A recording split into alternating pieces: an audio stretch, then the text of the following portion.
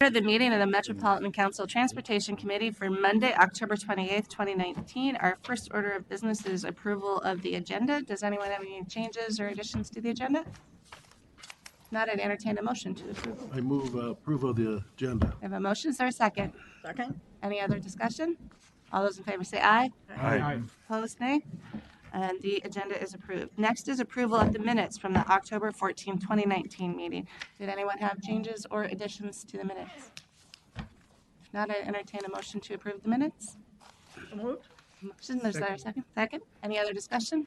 All those in favor say aye. Opposed, nay. And the minutes are approved.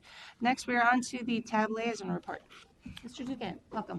Thank you. Thank you, Madam Chair. Oh, Madam Vice Chair is not here. Members of the committee. General Manager Koistra, Director Thompson, and of course, Becky Davidson, who puts us all together. We have a very brief tab liaison report, which I know y'all regret. That's too bad, I know. But because Joe Barbeau is here and he'll be walking you through the streamlined TIP amendments that TAB passed. In this case, as we mentioned last time, the TIP amendments are streamlined because even though they represent TAB money, they are there's no scope changes involved, and they're not, Joe, they're not regionally significant. They're yes, there's not a scope change, and it doesn't affect the scoring. There were just a couple of footnotes from the TAB meeting, which I'll share with you because constituents may ask. One is from the MPCA. Of course, the governor's proposal about cleaner cars is making the news. And in addition to that, the MPCA will be starting on the second phase of the Volkswagen settlement, spending $23 million. And at the airport, the security lines are open again, and they expect to surpass 39 million passengers this year, up from 38 last year. That concludes my report. Any questions? Thank you, Madam Chair. Thank you. Any questions for Mr. Dugan? All right. Thank you very much. Next, we're on to other reports. We have MTS Director Thompson. Thank you, Madam Chair and members. Tomorrow night is our fall convening of the Metro Mobility fall convening at the Minneapolis Public Library from 6 until 7:30 p.m. All are welcome to attend if you'd like. We typically RSVP for these, and we're going to have a full house, so a lot of interest in this. It's also a good time at a very central location, which helps drive attendance. What we do is we'll do some basic updates on the services and questions that they've been raising over the past few months. And then we sit at tables and listen to our customers' issues and things that we can make changes to the service. So it's a good event if you can make that. And again, it's at the Minneapolis Public Library from 6 to 7:30 p.m. Last week we hosted 2 legislative briefings, Metro Mobility 101 briefings attended by 8 different legislators from the House and the Senate. And we also had some staff from MMB that work on our council budget, getting up to speed as we've raised Metro Mobility budget as one of the issues at the council. And so they were just given the 101 of how the service works, what are some of the challenges. We were able to give them a tour of the bus and one of the dispatch and facilities. And I think it's just a good grounding for them to understand our services. We bring that before them, and I think it was well received, and we'll be offering those in the future also. On Wednesday, the MBTA board has invited council members to attend. They invite 1 to 2 times a year when there's a 5th Wednesday. So we typically extend that invite to council members representing that district. But then we've also extended an invite to the suburban transit providers to come before this council or this committee at the end of November, so that you all can have a chance to hear about their services and their challenges. So they're invited to the November 25th meeting. So with that concludes my report. Happy to answer any questions. All right. Any questions for MTS Director?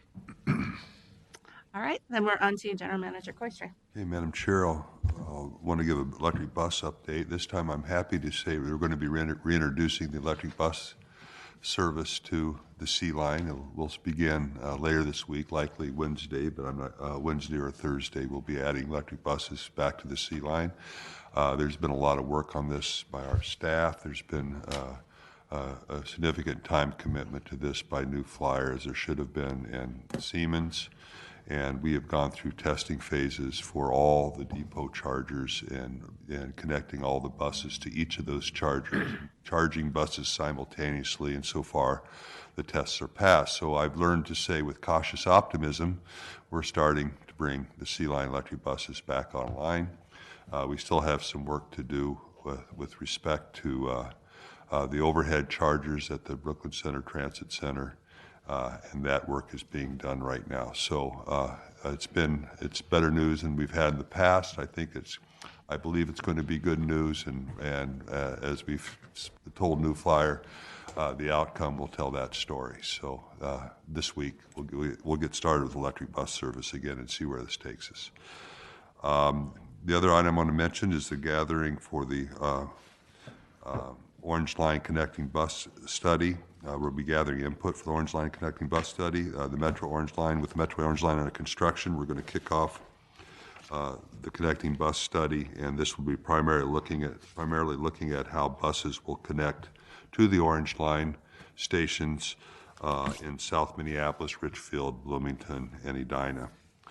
We, of course, want to maximize the efficiency and the effectiveness of transit service in the area. We will have staff present more on that study at an upcoming meeting, but we're going to be starting public events where we bring information to the public and open houses and pop-ups, and they provide feedback on the information we provide. That will turn into, that will end sometime after Thanksgiving. We'll be developing a concept document after that we'll be again putting out for public input, and then eventually that concept document after the public input will be formulated into a connecting bus plan for Orange Line. So it's exciting to see the Orange Line construction at work, and it's time we start planning about how the buses will connect to the Orange Line, to the stations of Orange Line. Finally, I want to mention that on Wednesday, you might have read this in the daily report, but Wednesday morning, Metro Transit's holding an event to mark 2 years of the Transit Assistant Program that we refer to as TAP.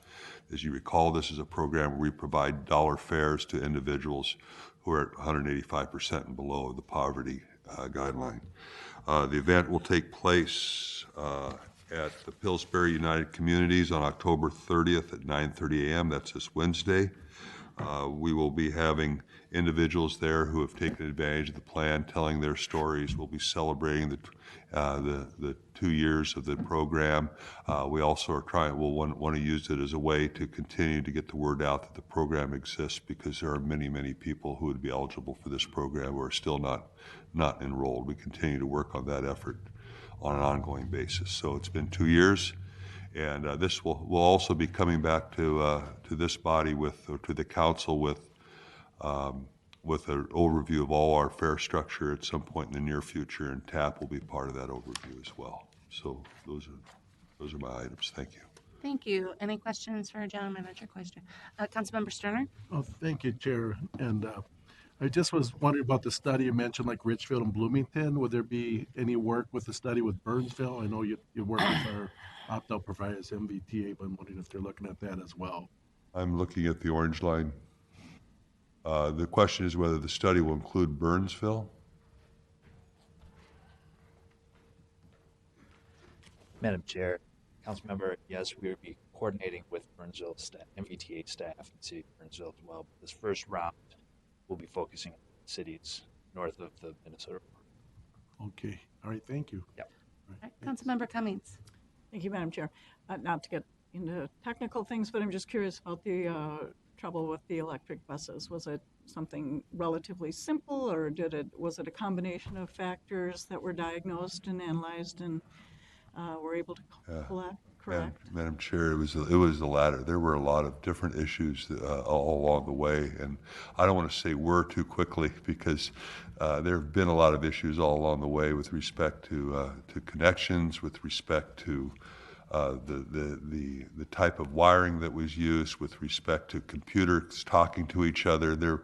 I'm looking at the experts in the room. They're nodding their head. There's a whole list of issues that we were dealing with. When I went to APTA conference a couple weeks ago, there were other transit authorities who had introduced electric buses, and all had been dealing with some of the similar challenges with this. I think the feeling is the technology is there. We just have to get it adapted to the bus situation. Everybody feels like electric buses is our future.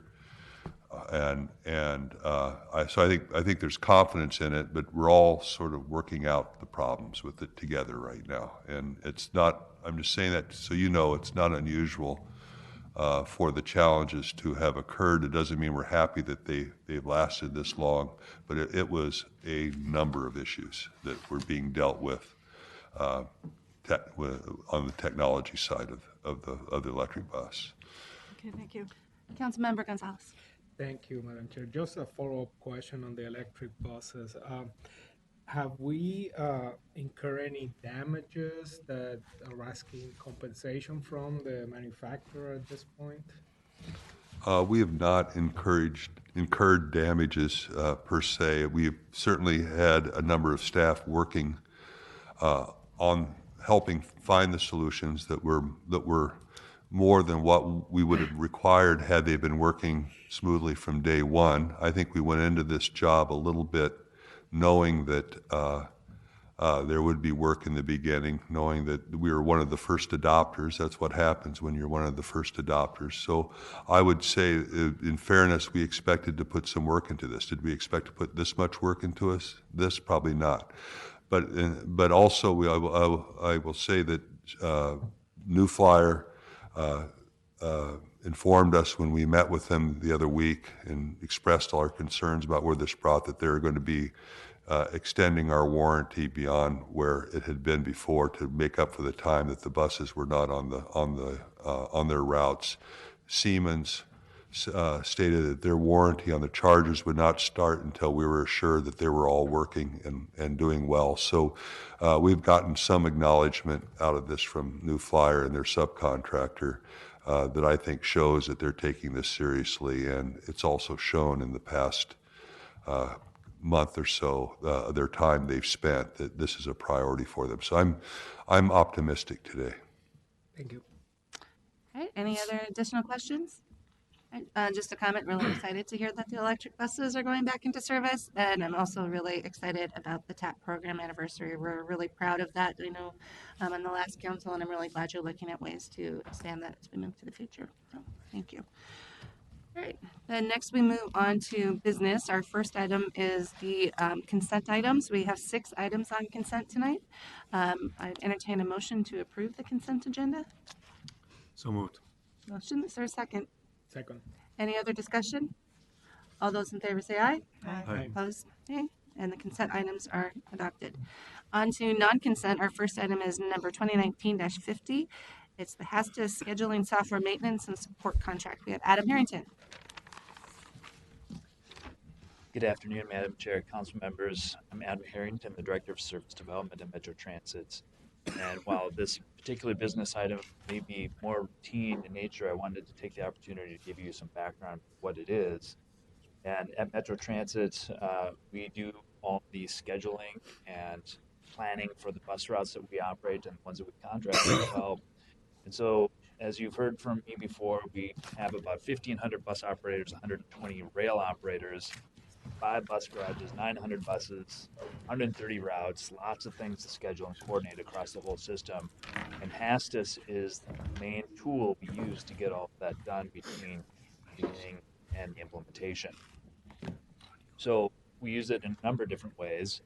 HASTAS is a scheduling software that starts in service development, and we look at developing the rail schedules, efficient allocation of our resources across the 5 bus garages, and how we allocate our rail resources as well, and how we can manage that within the ATU contract and make sure that we're providing efficient service.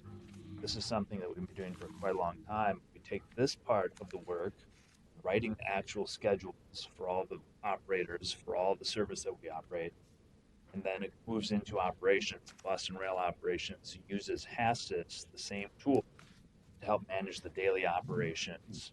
They do troubleshooting with the operator assignments, and they use message and detours, and then ultimately this goes into payroll as the last iteration of how this tool is used for the scheduling system. So the workflow is the schedule is created, it moves on to the actual bus and rail operations, where bus operators and rail operators can choose the work that they're going to operate, the schedule they're going to operate, and they have that opportunity 4 times a year. And then the work they choose from the HASTS generated schedule then goes to payroll. And that's the base unit that would be used to create accurate payment for the operators as well. We first started with HASTS in 2004 just for scheduling, and then we added the bus operations and rail operations modules in 2007.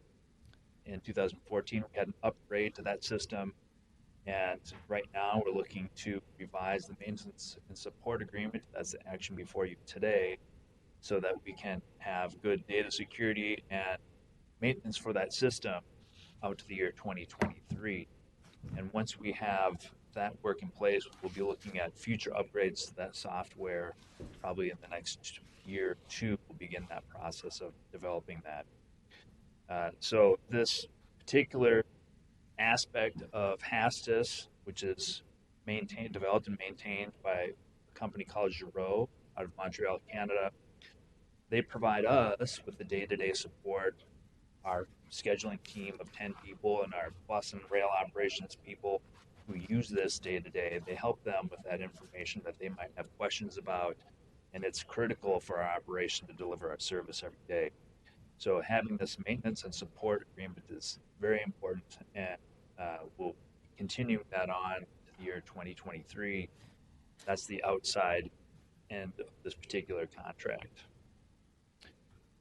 So this action is that the Metropolitan Council authorizes regional administrator to execute a sole source contract with Giro in an amount not to exceed $1.2 million to provide maintenance and support service to Metro Transit until May 2023. And I'd be happy to take any questions. Any questions from council members? All right, if not, I'd entertain a motion to approve business item 2019-50. So moved. A motion, is there a second? Second. Any other discussion? All those in favor say aye. Aye. Opposed, nay. Item passes. Thank you. Next, we're on to item 2019-260, and we have Jim Alexander joining us for a few items. So the first one is 260, which is Metro Transit Master Partnership Contract with Minnesota Department of Transportation. Welcome, Jim. All right, thank you, Madam Chair. I'm Jim Alexander, Project Director for the Southwest LRT project. Yes, first item, business item 2019-260 relates to MnDOT, and we're looking to get a master partnership contract with MnDOT to handle some inspection services. MnDOT does this for a lot of agencies and in the state, and we thought we'd leverage their experience on this project for this purpose. And we were originally going to have this work done by our consultant, but we decided it was more cost advantageous to do it through MnDOT. And as we talked with Metro Transit wide, we partnered with engineering facilities to have part of this 1.5 million be dedicated towards engineering facilities. So 1.2 would be going to the project, and the remainder would be for engineering facilities for day-to-day inspection, maintenance, and emergency repairs.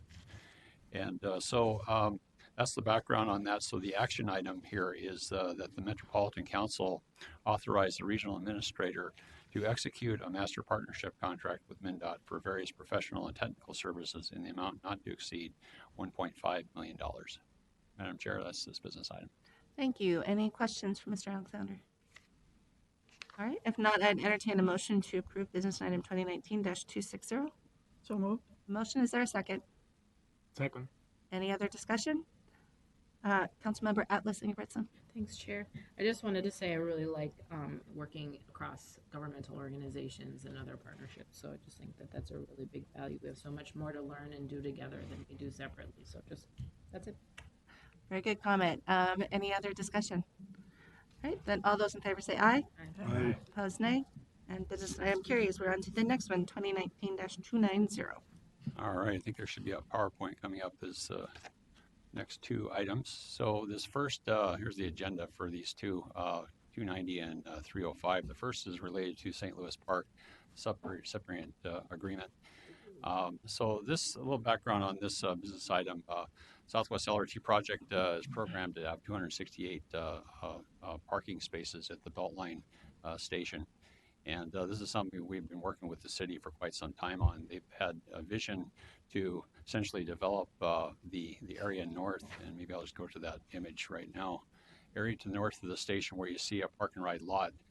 And as we were moving with the project, we had to get something out to bid, and so we programmed a surface lot for this purposes, and we have actually a line item in the bid on the bid form for LMJV, our civil contract, to build this, and we could realize we could pull that as long as we didn't pass the deadline that was coming up next year.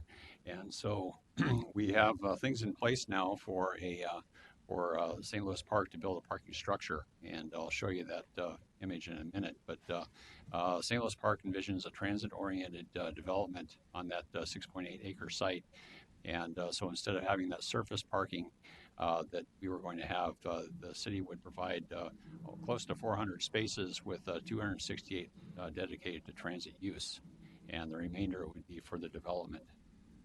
So again, that's the current image, and just get you oriented. The green is the LRT corridor. What you see in yellow there, that's a pedestrian bridge that's actually being built right now. The piers are getting constructed, and it's going to go over Beltline, over the freight, which is in the middle, and over LRT to get itself on the south side. And so that the area I was speaking with the lot there, you can see under this image off to the left is kind of that kind of a cartoon of showing the four quadrants where the structure that the city envisions would be in that lower left quadrant. So there's a subrecipient agreement that we were looking to get agreement on back in 2015. This went through the tab and was approved, and a CMAQ was awarded for this parking ramp, and the council received the CMAQ grant funds since we're going to be the facilitator of this. It's an amount of $8 million and $66,318, and on behalf of the city, and we would administer those funds. So the subrecipient agreement is needed to reimburse the city for those activities related to that parking structure that would be built. And just kind of a little more background on the lot there. We have things programmed to essentially take that out of the civil contract pretty easily by a change order. And essentially, we already have that line item. So we had about, I think we had 2.5 million in that line item. And so it's just essentially removing that. And so there's really no additional cost to the project by doing this. So, Madam Chair, for this item 2019-290, we're looking for the Metropolitan Council to authorize the regional administrator to negotiate and execute a subrecipient agreement with the St. Louis Park Economic Development Authority, EDA, related to the funding and construction of a park and ride structure adjacent to the Beltline station as part of the Southwest LRT Transit Project. Thank you. Any questions for Mr. Alexander? Councilmember Sterner. Great, thank you, Chair. I just had a kind of a question, a guideline, but what's the difference in cost between a parking structure, parking space, and a surface lot? I mean, is there just a guideline cost difference in that? I know it depends. Madam Chair, Councilmember, I don't know if I know the surface. I think the structure around about 25,000 a stall in that range, and I think surface really depends on what's going on with the land underneath. It's going to be much less than that. So it just gets, but it's also dependent on what kind of foundation you need to put. In this site in particular, a little tricky soils, so you do need some foundation that go down deep into the ground. So it's really a function of what kind of site you're dealing with. Site and then how tall it is and things like that. But it's going to be more spendy, definitely, going with the structure. Okay, all right. Councilmember Atlas Ingebrigtsen. Thank you, Chair. Just a question about that area is such a, well, one, it's really exciting to see the progression of the pedestrian access across Beltline. It's been a long time needed solution there. But it is an area where even crossing Beltline and going across, it's not Excelsior, it's 7. Right. Yes, there. that's Highway 7 turns into, yes. How are we taking advantage with this to just create a strong pedestrian access around the facility, and also controls for water mitigation, like will all water be captured on site? Are we doing rain gardens and kind of creating a nicing, it's a pretty industrial feeling space. Sure. But a lot of people are biking and walking in that area. There's the new skate park, or there's a skate park right across the street, and or the highway there. So are we making some improvements and retaining water on site? Sure, Madam Chair, Councilmember. Well, in terms of what's going on in this site, the site proper that's yet to be designed with what the city's doing, but I'm sure they'll be mindful of the requirements they have to do, be mindful as they design that. We will be talking to them as they do the design. You can see, in terms of access, you can kind of see down the lower part of the image on the right. It does have envision some access over to our bridge that we were building for pedestrians. And just to kind of back up maybe to this image here, if you all can see very well, but just kind of where the parking lot is, just off to the left of that, their belt line is there, but then further to the left is an existing bridge structure that I actually use quite a bit to get over to that skate park and get you over to Minnetonka. So we are being mindful of the connections as much as we can. You know, it's always a challenge when you're building in the built up environment here, but I think we have a pretty good connection here with this piece in yellow, particularly. Essentially, we won't have allow crossing over Beltline now with these. We have the same thing over in Hopkins with Blake and also in Wooddale and St. Louis Park, where those are access points that go under the roadways. This goes over it, but essentially, bikes and pedestrians, they'll take those avenues rather than going across as they do today. Thank you. All right. Any additional questions? All right. If not, then I would entertain a motion to approve business item 2019-290. So moved. A motion. Is there a second? Second. Any other discussion? All those in favor say aye. Aye. Opposed, nay. And items adopted. Next on to 2019-305. All right, thank you, Madam Chair. So this relates to utilities up in the eastern part of the corridor.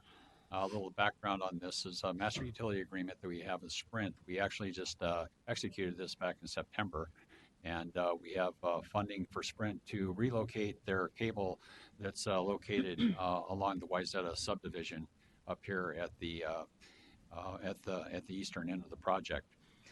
And so this work needs to be underway before the ground freezes. Essentially what we're looking to do, there's a number of communication utilities that need to be combined into a shared utility trench that we have envisioned.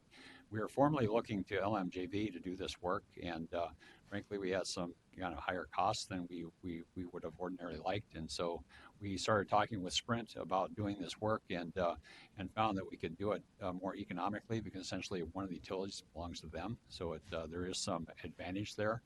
And so we thought it was prudent to go through Sprint to do this work, and essentially we have to get this in a kind of a time critical manner before essentially things freeze up, and that'll happen later in November, early December. We're proposing to amend the master utility agreement to accommodate this, and so it would be to the tune of adding $2.875 million to that master utility agreement for a total of $3,025,000. So again, there's the image of essentially the combined utility trench spans from about Van White over to Highway 94, just past 94, but that kind of gives you an idea of the location there. So, Madam Chair, this is the item 2019-305 that the Metropolitan Council authorized the regional administrator to negotiate and execute an amendment to the master utility agreement with Sprint to add $2.875 million for reimbursement of costs for a new total not to exceed amount of $3,025,000 associated with relocation utilities that conflict with the Southwest LRT project. One other thing I did want to mention, Madam Chair, that this is covered in our budget of the 2.03. Thank you. Any questions for the presenter? Councilmember Cummings. Thank you, Madam Chair. Are there other areas where agreements such as this might happen along the corridor rather than LMJV doing the work? It may revert to someone else? Madam Chair, Councilmember, we're always looking for opportunities to streamline and keep our budget where it is, and so we'll be looking. We don't necessarily have other opportunities right at the moment. We work with, I don't know if I could count them all, but we have about 10, 11 utilities we're working with. We have these MUAs with, and so we're always looking for opportunities where we can do things, one way or the other to save some dollars. Okay, thank you. Any additional questions?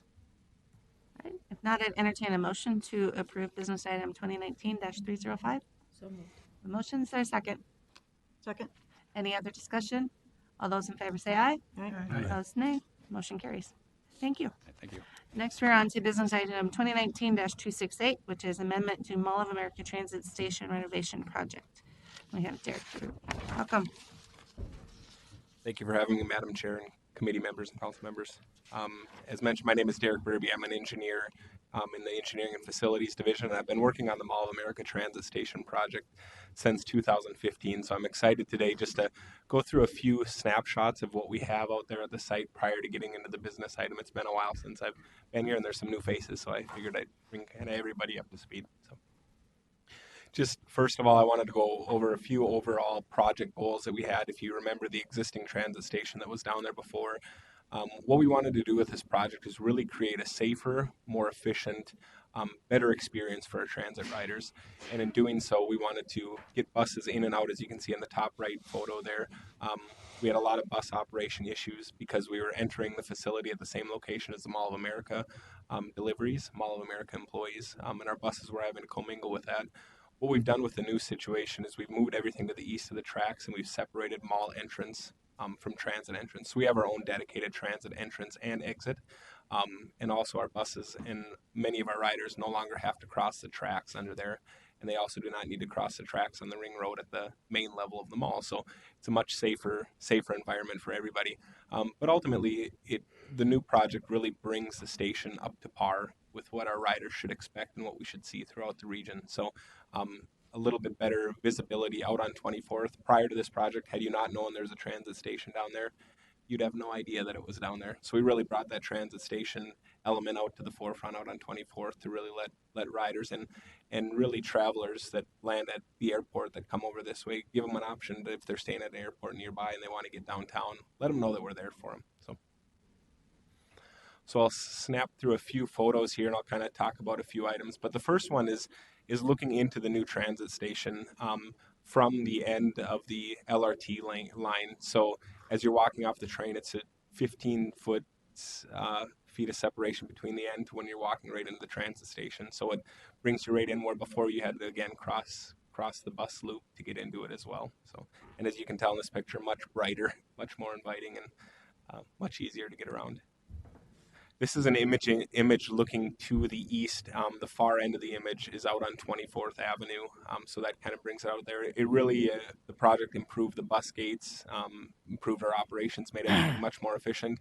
A new police substation down there that's a shared substation with the city of Bloomington, Metro Transit, and kind of a whole overall facility down there that's much more visible to riders, gives safe feeling and makes everybody little more comfortable when they're down in the facility.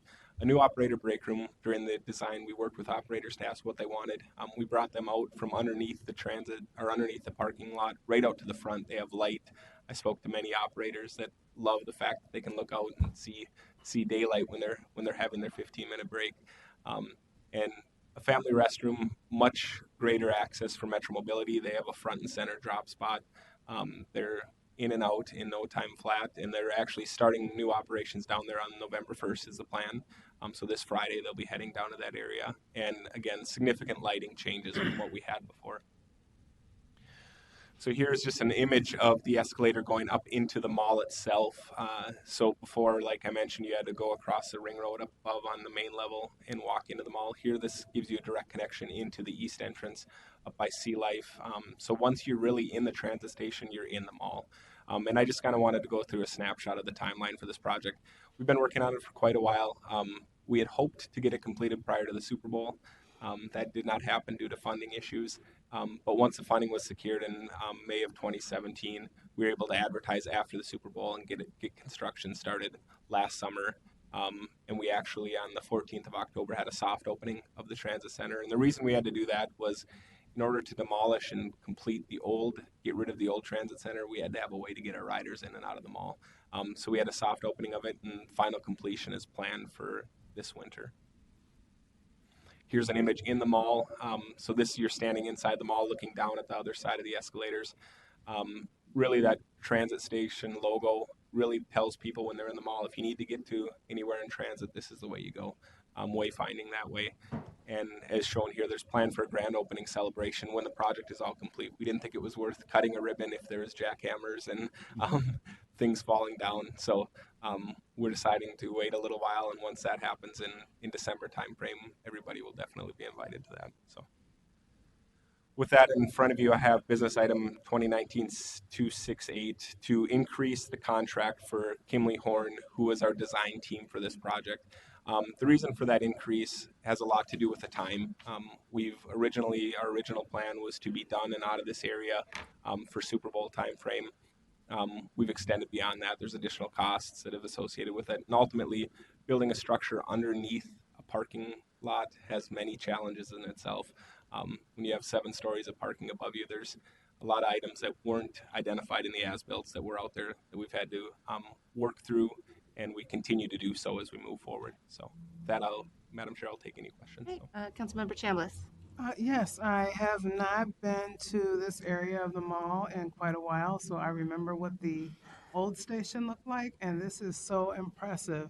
I cannot wait for the grand opening, and I will be getting that on my schedule. Madam Great Chair, work. Councilmember, thank you very much. Yes, it's very lovely. It's very nice. Councilmember Atlas Ingebrigtsen. Thank you. Question about the accessibility improvements, particularly for people who are in wheelchairs or who can't use the escalators. Was there improvements made there, and what were those like? Yeah, Madam Chair and Councilmember, what we did, we do have the escalators and elevators, or escalators and stairs in the center, but off to the right of it is an elevator that will actually lead you up to first floor. And what we're doing in addition to that is the existing elevators that were in the old transit station, we're repurposing those as well. So those, once this demolition of the old one is done, there will be a wall that will extend out. That will become part of the transit center too. So ultimately, there will be 3 different banks or 3 different sets of elevators. The issue with the 2 that are by the existing transit center, those would bring you up to the ring road level. They wouldn't bring you directly into the mall. But we do have one dedicated right just to the right of the image. If I can hop back just to the right there, you can see the elevator right on the side of it. Yeah, that's what made me Chair. That's what made me ask that question. It's interesting, and there's been a number of developments I've experienced lately in the last couple of years, and when we look at like accessibility via elevator for people who are in mobility assistance devices, that it's just not been a whole lot or really thoughtful, and just with the aging population. But we've had a number of things come forward recently around ADA accessibility, and if we're really looking at universal design and thinking about those populations having an equal experience to their counterparts. So what I'm understanding is that there's another bank of elevators that they'd be able to access, but that would put them in a different area. They'd have to cross that ring section too, or is that right? Or Yeah, Madam Chair and Councilmember. Yeah, this one itself will bring them right into the first floor of the mall. The other 2, because they go all the way to the 7th floor of the parking ramp, it would actually drop them in the existing area where they used to get dropped off had they taken the elevators. So there's 3 different ones. This one will bring them directly into the mall. The other 2 will go around. And just for everyone's information, I know I shared this with the previous committee. When we were going through design, we worked with the Technical Accessibility Advisory Committee, and we learned a lot from that group. Our first design had doors on the bathrooms. They said that was an issue. We reworked our design to get the bathrooms where they're just walk-ins with no doors. So those groups are invaluable, in my opinion, and able-bodied people don't understand the issues that they struggle with. So we really worked with them to get it as best we can. Thank you. Additional questions, Councilmember Cummings. Thank you, Madam Chair. Just comment, I represent Bloomington. I know how excited they are about this, and in the newsletter that was in my mail today, they feature this, and I know that they're very excited. I have to agree with Councilmember Chambliss. I haven't been out there for quite some time, but seeing the pictures, I look forward to going, because it was sort of like going into the scary basement and trying to find your way around. So this is a huge improvement, and I think it deserves great recognition. I look forward to the ribbon cutting as well. Thank you. Very good. Any additional questions? All right, if not, I would entertain a motion to approve business item 2019-268. So moved. Motion, is there a second? Second. Any other discussion? All those in favor say aye. Aye. Opposed, nay. Motion carries. Thank you. Thank you. And it does look lovely. So it's very nice. All right, next we're on to business item 2019-288, which is the Gold Line BRT Ramsey and Washington County's Capital Grant Agreement for 2020 and 2021. Welcome, Christine Beckwith. Thank you, Madam Chair and committee members. My name is Chris Beckwith. I am the project manager for the Gold Line Bus Rapid Transit project. The Gold Line is a 10-mile long bus rapid transit project that is unique to our region. This will be primarily in dedicated guideways, so dedicated lanes, a little bit different from the arterial BRT service we have or the highway BRT service, which operates on shoulders. A little more like light rail, except it's a bus. So this is a very exciting project for us. It does run between downtown St. Paul through 5 communities, so St. Paul, Landfall, Maplewood, Oakdale, and Woodbury. And it runs generally along the north side of 94 on Frontage Road. So today I'm here to talk to you about a funding grant agreement from the counties. This project is in the FTA, the Federal Transit Administration's New Starts program, which is part of the Capital Investment Grant Program. It's the same program that Southwest is in, Blue Line is in, Central Corridor, and the Hiawatha project, so same program. We are nearing the end of our 2-year project development phase, and so we will start to run out of money in late January. So we are here to discuss a funding agreement for the next 2 years of the engineering phase, which is 2020 and 2021. This will be funded by both Ramsey and Washington County. Both of their boards passed full funding commitments in August of this past August to fund the local share of the approximately $460.9 million project. So that was great news that they committed those funds. What they are also doing is forming a joint powers board, and that joint powers board will grant money to the project and provide financial oversight to the project during engineering and actually all the way through construction. So the action item here in front of you today is actually to that the Met Council would authorize the regional administrator to negotiate and execute a Metro Gold Line Bus Rapid Transit Capital Grant Agreement with Ramsey and Washington County's Joint Powers Board in the total amount not to exceed $75 million for the calendar years of 2020 and 2021. So with that, if there's any questions, I'm happy to answer those. Thank you. Any questions for the presenter? Councilmember Gonzalez? Don't have a question, but just to congratulate you and the staff for the work that you've done. I know that in Washington County, they're very excited about the Gold Line coming up, and we are looking forward to taking that bus from Woodbury to St. Paul. So thank you. Thank you. Any other questions? All right. If not, I would entertain a motion to approve business item 2019-288. So move. Okay. I have a motion. Is there a second? Second. The motion and a second. Any other discussion? All those in favor say aye. Aye. Opposed, nay. Motion carries. Thank you. We're on to our last business item. It's business item 2019-312 is authorization to negotiate an amendment to the Snelling ground lease. We have Lucy Galbraith. Welcome. Thank you, Madam Chair and council members. I'm Lucy Galbraith, the Director of Transit-Oriented Development in Metro Transit. The map shows you with the blue outline is the property we own at the Snelling Midway site on the corner of Snelling and St. Anthony.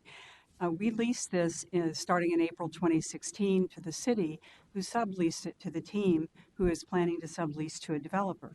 This lease from starting in April 2016 expires at the end of 2068. Our current lease does allow development, including the stadium construction. At this point, the developer believes that they need a longer term in order to get financing for their development, so they're asking us to extend to up to a total of 99 years. If we do a complete total of 99 years, it would expire at the end of December 31st, 2114. So if negotiations are successful, then the proposed amendments would come back to the council, and city approval would also be needed. And the FTA has interest in this property, so their concurrence would also be needed before any amendments could become effective. The goal here is to have better TOD and more ridership and revenue for both the council and the city to achieve their goals. And the proposed action is for the Metropolitan Council authorize the regional administrator or her delegates to negotiate one or more amendments to the net ground lease for 400 Snelling Avenue North with the City of St. Paul to accommodate its current or future tenants with provisions that advance the Council's TOD policy and comply with all applicable state and federal laws, regulations, and rules. And with that, I'll be happy to answer any questions. Thank you. Any questions? Councilmember Chambliss. Okay, so I'm definitely not a leasing expert, but 99 years is an awfully long time.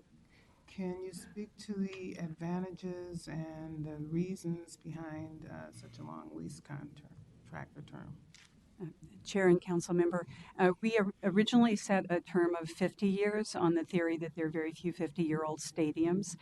There is a very wide, there are ground leases that are 20 years or even 10 years, and there's a number that are longer. And the longer the term, then the more the leasehold is worth and the more secure it's seen as a financing thing.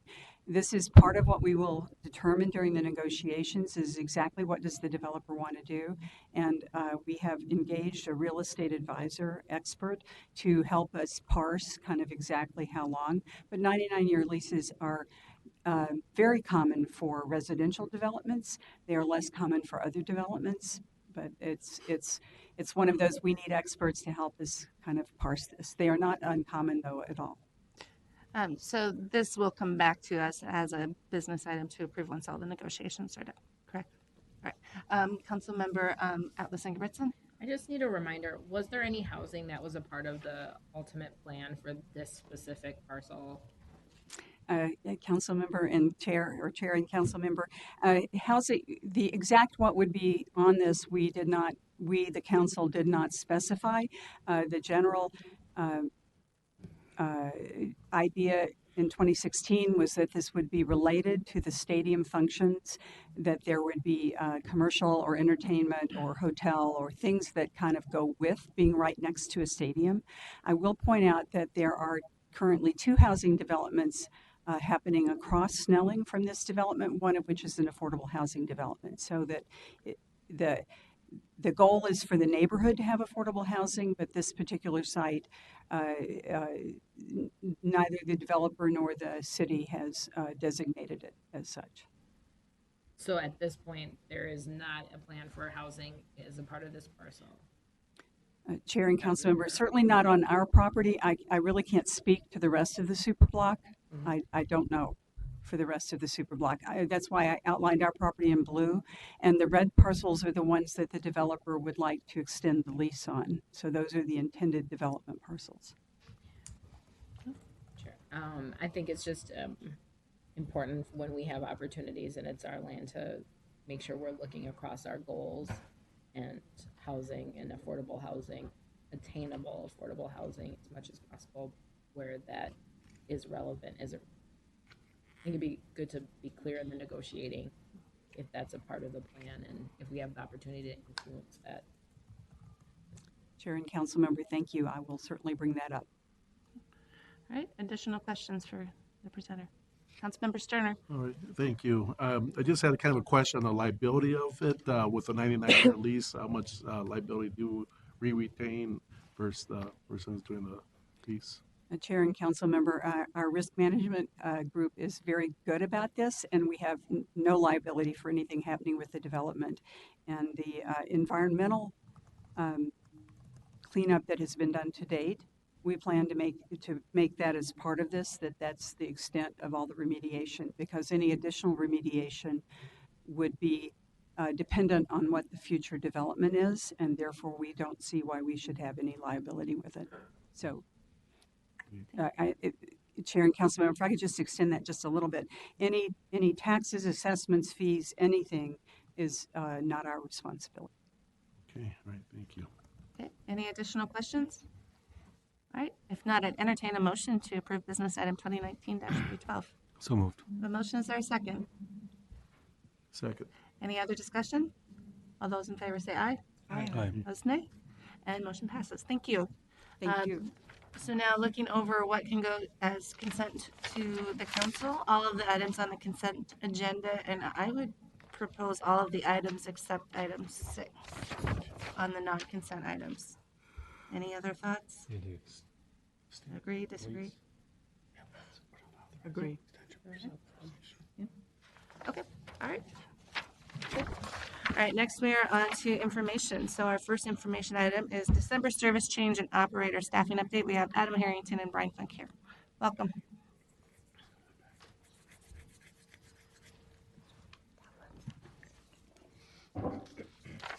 Good afternoon, Madam Chair and council members. I'm Adam Harrington, and I'll start our presentation talking a little bit about our scheduled service changes for December. And as you've heard before, we make quarterly service changes, and we take this opportunity to make some of those that are more routine. And what we'll talk about today at the end of the construction season is some of those projects that transition happen for us to come off of detour, and so we go back to regular service, and some of those projects might have an impact on the routing and the travel time that we have in place. And the other component that we're going to be talking about is our operator workforce and where our limitations drive us to make some adjustments there, but we're also making adjustments in response to customer comments we've heard back since our August service change. So a couple highlights here. One of them is in downtown Minneapolis. 8th Street is under construction, and we're on detour right now. We'll be coming off of detour as we approach the December 7th operator pick date, and we're really looking forward to that because there are a lot of key routes that use that street, including C Line. So we're excited to get that back on track, and that's going to have a positive impact to both our customers, our operators, as well as our scheduled reliability. So that'll be a big change. We're also making adjustments to Route 219 in the East Metro. This is really about how we can accommodate the construction that's happening on Highway 36 to make that a grade-separated freeway ultimately. And so we're making some reroutes to accommodate the new highway construction that's in that environment. And then in the Northwest Metro in Brooklyn Park, Brooklyn Center, the Route 722, 723, 724, we're making some travel time adjustments there to better suit the reality on the ground, help make it more reliable for both our operators so they have a break at the end, but also more schedule reliability for our customers. And the same is true for light rail. We work closely with our rail operations and our cities that operate the signal systems. And in downtown Minneapolis, we're making some improvements there, so making adjustments on those schedules as well. And then peak trip adjustments. We talked in August about a number of routes that were changed to accommodate our bus operator workforce. And so this graph shows you a little bit of a snapshot of the gap between that dark blue line and the light blue line. The light blue line is the optimal number of bus operators we'd like to have, and the dark blue line is the actual number of bus operators we have. So in August, we eliminated a number of peak-only bus trips, and we used bus trips as a way to convey what that means to the customer, even though the actual number of operators isn't 83. It's a number probably around 20 to 25. So we implemented that in August, and as I mentioned earlier, we heard from our customers, and we have some more experience with what we're seeing on the street, and we have a little bit more lead time to more carefully plan those schedules and what happens on branches where we have a route that might split. What's the gap in time between the trips that are available? So we've made some adjustments there. And the net change is that's the same number of trips across the whole system that are impacted, but we believe it's a much better service for our customers in terms of where those trips are allocated and that our customers have a good backup for the service that they need.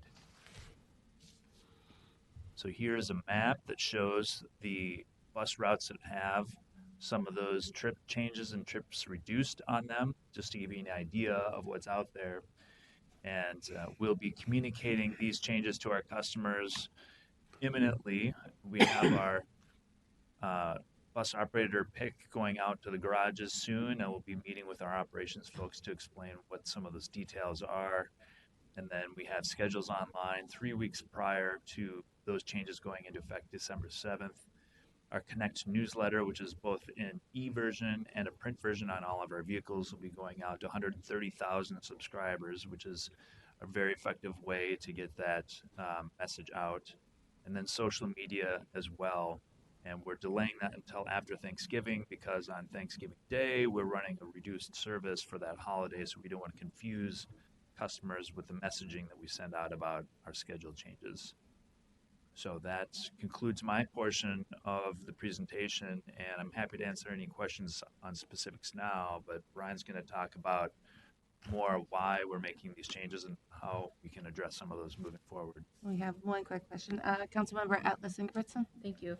I just have a request. One of the things that we've been talking about probably pretty close to since the beginning is the attrition rate for operators.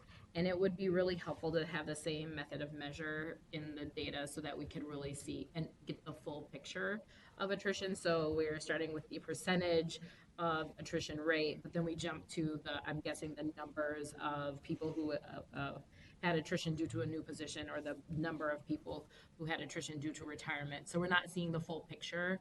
So if we can just get that complete picture with one method of measure, either percentages or hard numbers, that would be helpful. And just really, in all of that, getting to the persistent issue of shortages and just trying to be aware of what the real full issues are. So that would be appreciated. Okay. All right. Again, Brian Funk, I'm Deputy Chief Operating Officer for the bus system here at Metro Transit. And as we start through here, I wanted to first start with a picture of some good news. And so we do have operator classes that are graduating about every 2 weeks. And this is our class from a couple weeks ago. And so you can see Christopher, John, Rob Neal, Richard, Sean, Nevlin, and Victoria all turning in to become full-fledged bus operators with us. We're really excited whenever this happens and try to make sure that these folks are highlighted in our newsletter because none of this happens, none of our service is delivered without our operators, and we certainly don't forget that. Adam had highlighted on this slide sort of our trend line and markers that we've been following. This is just the last 2 years. Of course, we can go back much further than this. And I guess the story, as we explained over the summer, is that we ride a wave of ups and downs, and we want to make sure that we're setting ourselves up for success so that when we do catch up, we can stay in that position as we were. About this time last year, we were really climbing, and we anticipate that, the things that we've been putting in place the last couple of years in particular allow us to grow. Now we need to make sure that we're able to sustain that over the long term. When we do not have enough operators, as the case right now, we're about 90 operators below those planned levels for weekday service. We have unfilled work, and often that's completed by other union members, instructors, mechanics, people who are in other positions, or occasionally it's not operated, and that's when we know we didn't earn our stripes for that day. We take it personally, as it notes here, that out of the 275,000 scheduled pullouts so far this year, we've been successful 99.7% of the time, but we also recognize that each one of the numbers listed over the top of the months is impacting our customers directly, and so we're striving for zero. We want to make that the reality as opposed to just a goal. We had been there for a long time. As I mentioned the last time we were here earlier in my career, I think I went for 15 years without thinking about revenue service being lost, and so this is a real aberration that we're trying to correct. Our incoming applications, since we last spoke, has seen a significant uptick, so this is the application count. We're up over 1,500 through the end of September. And while it looks like we may be challenged to reach the levels that we've been at the last couple of years, we've started to make progress. Efforts that were made, especially over the summer and starting in the spring, including the hiring bonus, we believe are paying off to attract applicants, despite what continues to be a very challenging market to attract people to come and make a career switch. As mentioned earlier, we're seeing that progress. We've hired close to a little over 200 folks in new positions. So we're making a lot of good hires, but we continue to have a number of people leaving service and moving into new positions, as Councilmember Alice Ingebrigtsen mentioned earlier. So a 13% hiring rate is better than we have been doing, but we're continuing to implement strategies to try to set folks up for success from the time they indicate that they have an interest all the way through so that we know this is the right candidate who's applying for the right job. They can ultimately be successful for us.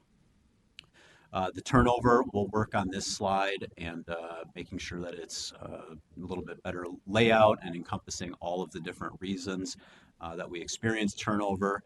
And as you can see, we're continuing to tick along. We haven't seen a huge spike in the overall rate, but I think we can do a better job, and I can provide some information with just a breakdown working with my partners from Human Resources. So highlighting here, I think on the bottom that we've experienced already more retirements than any of the previous several years, and so that was one of the reasons for calling that out. Finally, we continue to implement our $1,000 hiring bonus. This is proving to be an attractive way for folks to come in. People are starting to be paid out that additional bonus money. I mentioned earlier in the summer that keeping up with some private companies who are offering $5,000, $6,000, $7,000 signing bonuses is a challenge, but it's something to be able to get some good publicity. We also have the internal employee referral program. This continues to be our #1 source for finding quality applicants. Any one of our employees can be paid $500 for referring friends, family, neighbors, people that they come across on the street. And really, if they want to be able to give it a shot, especially if you know who they are, that's a really good opportunity to bring in quality folks too. So far this year, 63 referrals have been hired. 15 folks have already been paid out that $500, and we have 48 others in the pipeline. And so one of the things we're going to reboot the promotion of this program and go around and talk to some of the people who've been paid and maybe hand them one of those big golf checks or something like that, just to sort of re-promote it and get people to think about that again instead of sort of the same materials we've had and been using. Right now, staff led by Human Resources is planning what we're calling a one-day hiring event. And so we're looking at launching this in December timeframe, selecting a venue with a computer lab. And the idea here is that folks are going to be able to come in, apply, test, and interview, and be able to walk out the door with a conditional job offer that day. Trying to condense that overall process, which can be, an 8 or more week-long process, into one day of a lot of work, so people know and they can pick a class that they want to start in. Then they'll complete the pre-employment drug screen and physical. We'll do our background test. We'll get them in training for their commercial learner's permit, and they'll be back with us to start as soon as they want. So we're really excited about this process. Other recruiting efforts continue. Our bus operator information sessions continue to be well attended so that we're able to bring that information to people so they understand exactly what the role is and what that public service looks like, what it's like to be in the driver's seat hearing from other operators, continue with the learner's permit program. And then we've completed 3 rounds of a bus operator trainee program where folks are hired essentially as interns to be able to work with us, go through some pre-employment training to set them up for success. And so we're evaluating that program now, figuring out, is that something we want to continue to offer? Did the folks who went through that find it valuable once they started training? Sort of all of those metrics. Our bus operator apprenticeship that we've used to try to make sure that we're doing what we need to do to retain staff is closing in on a full year. So our first cohort is nearly complete. If you recall, we started this program last fall where we have an apprenticeship mentorship program. The apprenticeship is recognized by the state as a coach operator apprenticeship. And after folks are done with training, they're paired up with a mentor, an experienced seasoned professional in the field who's going to be their built-in buddy for that first year. And of course, they're forming lifelong bonds. But for the first year, they're paired up to do ride-alongs, additional training, group training sessions, debriefing, trying to make sure that obviously we can learn where people are having challenges, but also they have a peer-to-peer connection. And we're seeing really good results with this. We've had more than 130 people who are currently in the program. I was before you several weeks ago for a state grant to extend the funding on that because it's been so successful. We've gone through the first nearly $500,000, and we're going to continue to extend that as long as DEED and DLI want to continue to fund that program. And we're currently planning a graduation celebration that everyone will receive an invitation to if you're so inclined at our Haywood campus on December 12th. So we're really excited about this, that we have journey workers who are coach operators recognized by the state for a real technical position. And our picture was lost here. We had a graduation celebration for staff who completed the Leadership Academy, which is a career development opportunity. So we had a number of bus operators who worked in supervision and management positions during a 6-month on-the-job experience. This proves out to be another great way that we're able to retain staff. And finally, I'm going to hit on the bus operator safety efforts. We launched a campaign over the summer called We Take This Trip Together. This was an attempt and is ongoing to make sure that our operators and our passengers are seeing each other as people. Often when we're our operators are in that seat, it can become very transactional, and we wanted a way that people could be humanized. And so here we have Fausto, who is a gentleman from Ecuador. He really wanted to be a bus driver when he was growing up. He came to the United States. He has a really neat story behind him, but in a snapshot, he's saying, as it says here, I'm your driver, we take this trip together. We think that this effort, coupled with some of the other safety efforts that we've made on our buses, is making a difference to reduce the volatility that can happen between operators and passengers at times that has led to assaults in the past. We also have an initiative for onboard video screen that you see here, which displays our onboard cameras into the bus. It just serves as a visual reminder that you are being recorded when you're on board. And we started to place placards on board the bus about interfering or assaulting transit operators can result in a severe punishment. And we think that all these messages combined with the 150 operator shields, barriers that have been installed, are starting to make a difference in the safety work environment for our operators. And so with that, I'll stand for any questions as well. All right, thank you, gentlemen. Councilmember Cummings. Thank you. Can you remind us again how pay and benefits for our operators compares to school bus operators and everybody else who's experiencing the shortage? Right. So I do not have sort of the latest market research, but what I can tell you just from the little bit of research we've done is that we're starting at $20.44 an hour. We have guaranteed 5% raises for 7 years, topping out over $29 an hour. That's really tough to beat, especially in the bus operator market where you're able to go home every day. As it compares even to our friends operating the private services, for example, with MTS, it's a much higher starting wage. Access to benefits, in particular, when you're full-time with the health plans, it's really unbeatable. Pension, deferred compensation, everything else is really unmatched. Councilmember Cummings. Thank you. Have we lost operators to those who are offering a $5,000, $6,000, or $7,000 hiring bonus? Madam Chair and Council Member, we've heard anecdotally that there have been some people who, because of the strong job market and the fact that they know that we would want to hire them back, have made a switch. But by and large, what we've learned is that staff who are here for any more than about 6 months have really become part of our culture and want to stay and figure out, work through some of the ups and downs with schedule changes and whatnot. So we don't think that that's a primary reason people have left. Okay, thank you. All right, Councilmember Atlas Ingebrigtsen. So I got a call from someone whose parents are aging here and they're an operator out of the state. And so one of the things that I learned working with staff is that you have to transfer in and start all over again at part-time, and that's without benefits. So I was curious how that compared to other agencies, and because my guess is when we're talking about operator potential, we're competing not within our state, but we're competing probably regionally or nationally for that population of people who could do that work. So what are the chances of us having opportunities where people could transfer in and not at least get either benefits or full-time at the beginning? Madam Chair and Council Members, so I think, primarily the biggest sort of issue that we'd have to work through and resolve would have to be related to the labor agreement and how that classifies your seniority.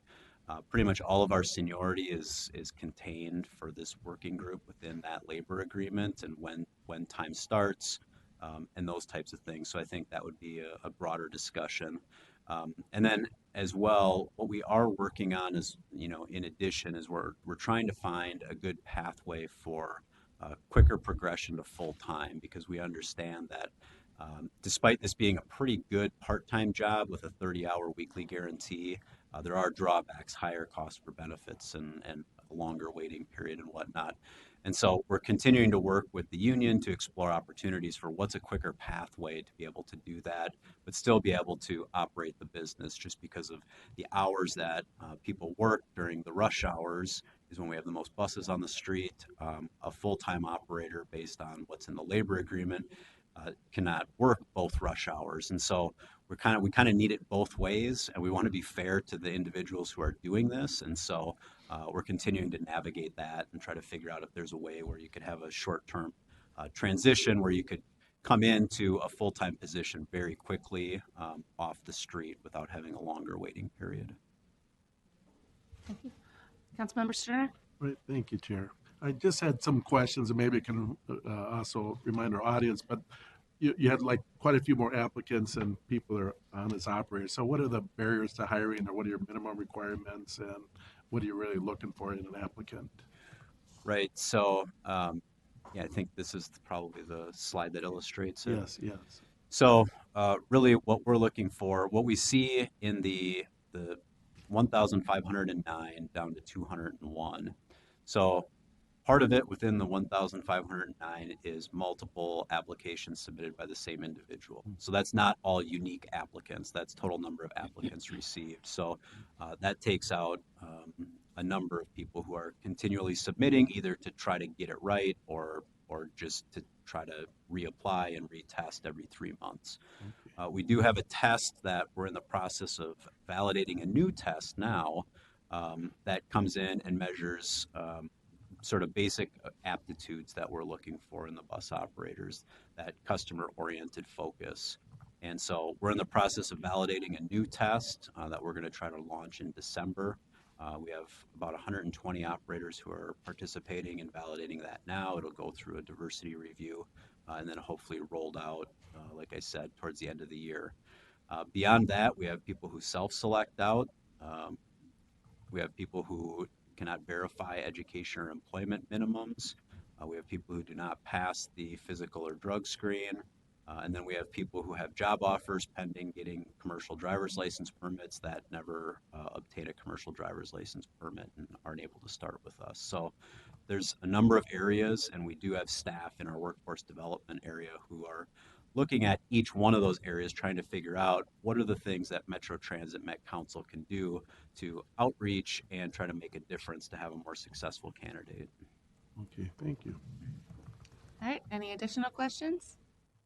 All right, I have one question and then a quick comment. So my question is, when you're talking about the unplanned missed services or missed service, when something's not going to be operated because we don't have a driver, how soon before is that decision made, and how is that communicated out so there are people out there waiting at bus stops? Madam Chair, council members, audience, that's actually probably deserving of another presentation, but I'll tell you a brief answer to that is we do have a subscription service called Rider Alerts where folks are able to sign up for either an email, text alert, or both for the routes that they operate. We have staff in our transit control center. Our hours are actually being expanded from 5 a.m. to 1 a.m. Each day. That one of their core missions, in addition to responding to the text for safety response from the vehicles, is to communicate out these unplanned missed trips. And so they'll look at a trip that's not going out, let's just say on the Route 5. They'll type that into our system and push it out that the Route 5 starting at Mall of America, 3:17 p.m., serving these stops will not be operating today. Next bus is at this time. And so we do our best to fill service right up until the last minute, which can create a challenge because an alert can either not go out because we think we have it filled, or we're waiting with a good lead, thinking that we're going to be able to start that trip, and then we don't, so we send out the alert a little bit late. It's a learning experience that we're having, trying to make sure we live up to that commitment to our customers. So I think definitely worthy of another information item if you and the general manager are inclined. Yeah, that would be great. Thank you. And then I just had a comment. I think, or like, we should probably send out the one-day hiring event information to council members because we can put it out on our social media networks and things like that, and definitely send an invite to the apprenticeship program graduation. So, all right. Any other? All right. I think that's it. Thank you. Thank you. All right. Next, we are on to our next information item. We have a Beeline update. We have Katie Roth and Adam Smith. Welcome. Chair. Oh, yes. Yep, thanks, Chair. Unfortunately, I have a work-related commitment at 5:30, so I have to step out. Just want to say that asked for and received a briefing on the Beeline update, and really excited about the recommendations, preliminary recommendations that are coming from the team. So thanks to the team for your work, and I anticipate that this will be really well received in the community. Great. Thank you. All right. Good afternoon, Chair and Council members. I'm Katie Roth. I'm the manager of arterial BRT at Metro Transit. We are also very excited about these recommendations in today's update. The Beeline was named as an arterial BRT priority and named as the Lake Street Marshall Avenue corridor back in 2016. And we've been charting the course and starting to get things underway for that project. But planning really took an uptick when Adam Smith joined our team in November of last year. And for the past year or so, he's been leading the planning effort that has led to these recommendations. So I'm really excited to be introducing him. Also glad he's here because he and his wife are expecting their first child with a due date of tomorrow. So there was a chance that he wouldn't have been here, but we're glad that that delivery has not happened yet. And Adam will present today's item. All right, thank you. I am Adam Smith. I'm a senior planner with BRT Projects. Really excited to be here. Thank you for the opportunity to provide some updates on the Beeline. So as Katie mentioned, Lake Street, Marshall Avenue BRT. So it's planned to be the fourth arterial BRT line within the region. Entails the substantial replacement of the Route 21, which is currently our second highest ridership route in the region, but also the route that has the slowest in-service speed. Originally, we were looking at an 8.2 mile corridor. That's when we were looking just as far east as Snellingham University. So with starting to look at the extension to downtown St. Paul, 12.6 mile corridor. So in terms of service, we're looking at, and you can see the existing Route 21 alignment there with kind of the relative boardings along the alignment today. Service every 10 minutes. And, you know, again, approximately 20% faster trip times as a general goal with the project. Targeting an opening of 2023 pending full project funding.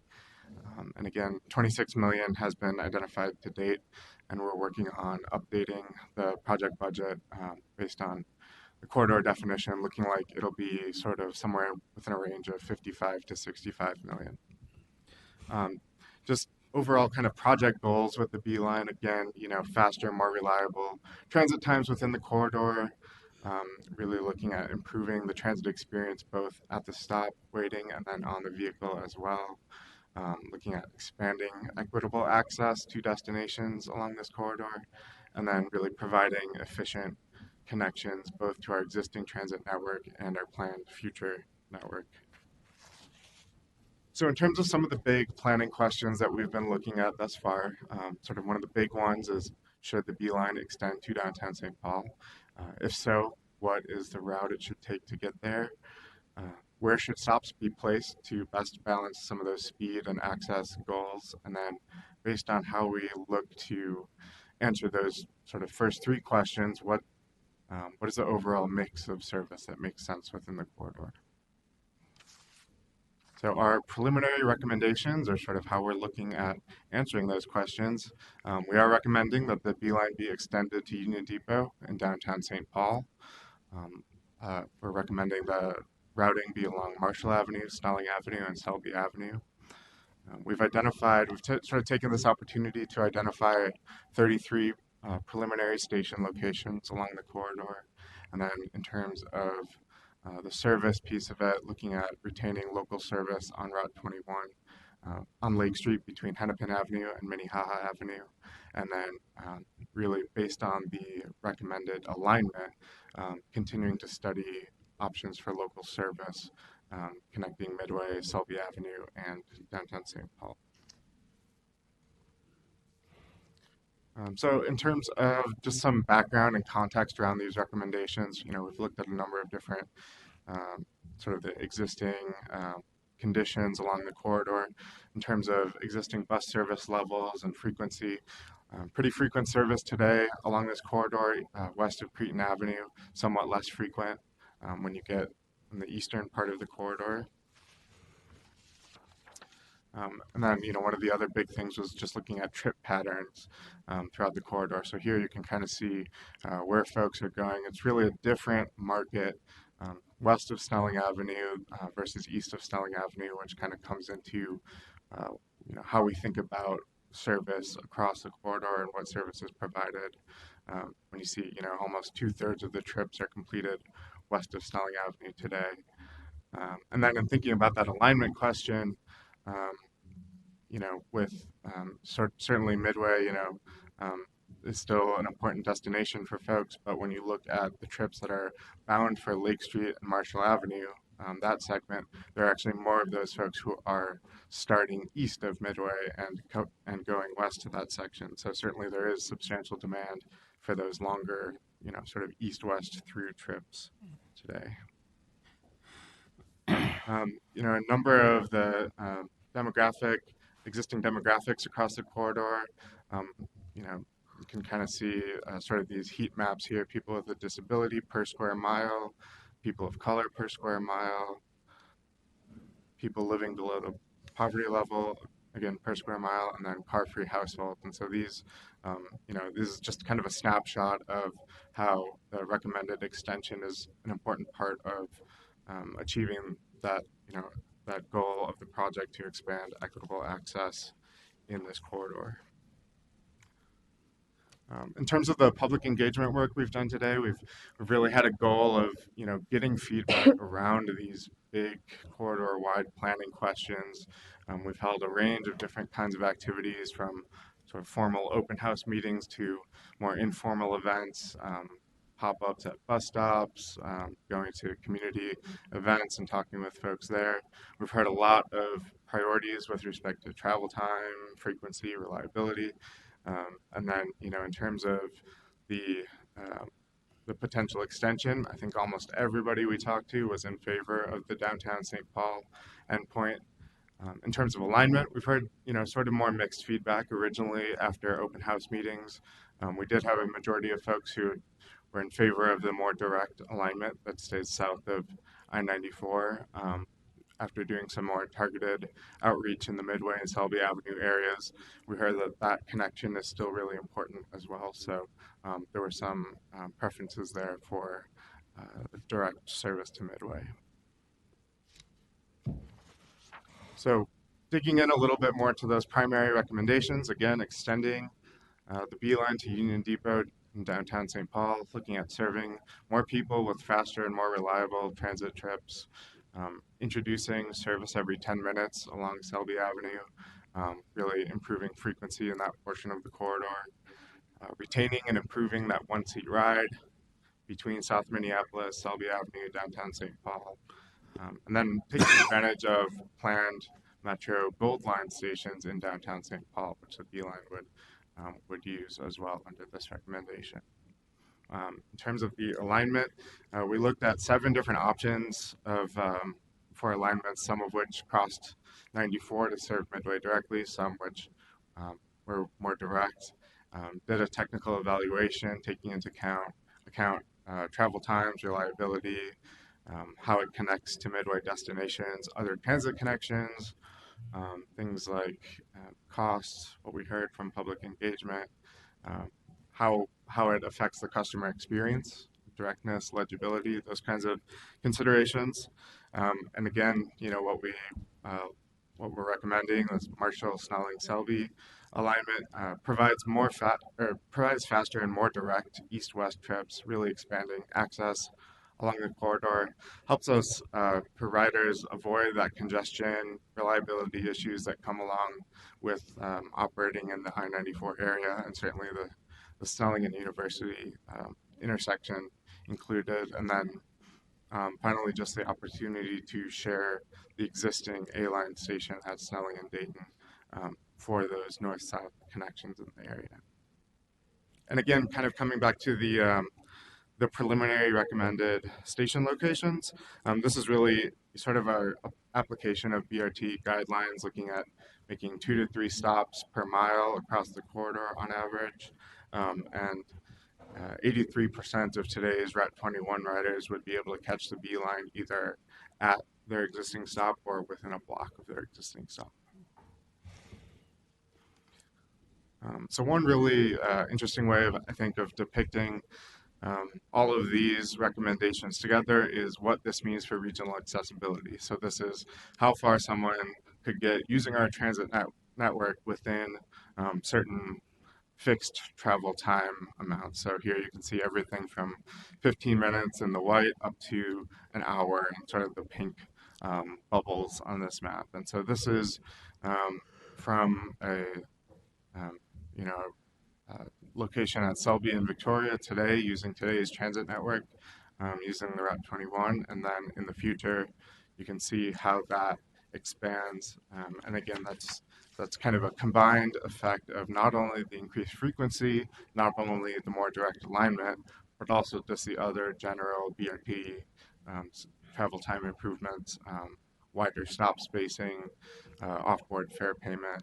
And, one of the things that I think is really interesting with this is, flipping back and forth here, you can see, how much more of that A-line corridor is opened up within a half-hour time period, and then certainly, large swaths of South Minneapolis as well. So I think that's just kind of a good depiction of all of these improvements combined. So again, the preliminary service plan that we're recommending, in addition to the B-line BRT service, which would run every 10 minutes, 7 days a week during the day and most of the evening.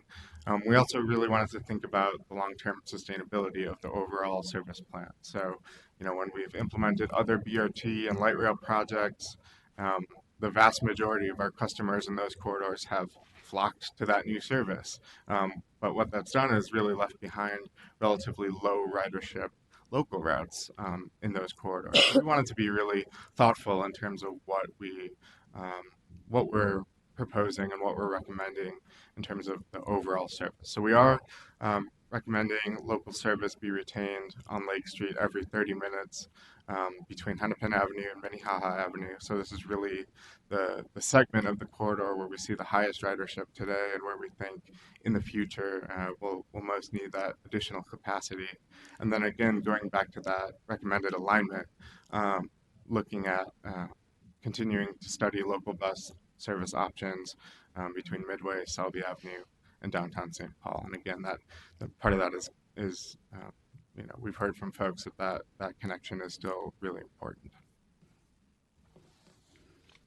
So in terms of next steps, we'll be presenting, sharing these recommendations more broadly with the public and collecting feedback through an interactive map with a brief survey, in addition to some more focused outreach in the areas where the B-line is newly proposed. As I mentioned, continuing to study those local service options east of Snelling Avenue. And then we'll be developing recommendations for platform location. So this is the more specific, which side of the intersection are we proposing to stop at, as well as transit advantages. So things like transit signal priority, queue jump lanes, bus only lanes, those types of elements. And then we'll be rolling those and these recommendations into a draft corridor plan in the early part of next year before coming to the council with a final corridor plan targeted for next summer. Then, as you can see there, engineering would occur following an approved corridor plan with construction in 2022 pending full funding for the project. And with that, we'll be glad to take any questions that you might have. Councilmember Chambliss. Thank you, Madam Chair. Yes, I do have a question. You mentioned that some of the local service has dropped with the success of the BRT line, and you're gonna continue to monitor that, I understand, and then that would be part of your recommendation. If we find that there's a pattern of more use of the BRT lines versus the local service, would we move some of those services elsewhere or outside the inner core where, there might be opportunities to provide service in the suburbs or some other areas that have need? I see Adam Harrington sneaking up behind you guys. Madam Chair, Councilmember, that is something that we look at as the overall net availability of resources we have and dependent on operating budget and plus operated resource. But if it's simply taking an existing piece that we could reallocate other places, we would be looking at that. Starting from our service improvement plan, and now as we're beginning our Network Next plan to think about where we want to invest in new services, is the other way we're thinking about how to allocate service. Thank you, Madam Chair. Any other questions for the presenters? Councilmember Gonzalez. Thank you, Madam Chair. I have received some feedback from constituents that work and go to school at University of St. Thomas, and they have a lot of issues with trying to cross Cleveland because of the traffic. So it's not apparently it's an unsafe setup, the way in which our buses are set up, or bus stops, and folks having to cross that street to go to the university. And I'm just looking at the proposed or consider expansions that might include where Hamlin University is located, right? It's on Hamlin Street there. So that might be a similar type of foot traffic for folks that can't park within campus. They have to park somewhere else and just walk there, and also take the buses and then walk across rather busy streets. So, I mean, my it's rather a comment is that to keep issues of safety in mind, because that's the type of concerns that I've been hearing. And being at Cleveland a couple of times, I've seen how folks drive 150 miles an hour down that street when it should be 30. And that's a concern. And I know that those concerns were shared with the University of St. Thomas, and I'm just thinking that we might have a similar setup if we expand when places where there's also a lot of students that are doing foot traffic. And have you considered Beeline as a name for your baby? Fair, Councilmember. No, I have not. But to the point about pedestrian safety, that's certainly something that we consider as we're looking at not just station locations, but especially getting to sort of the next level of detail in terms of platform locations and how crossings work and sight lines and those kinds of things. Thank you. Councilmember Sterner.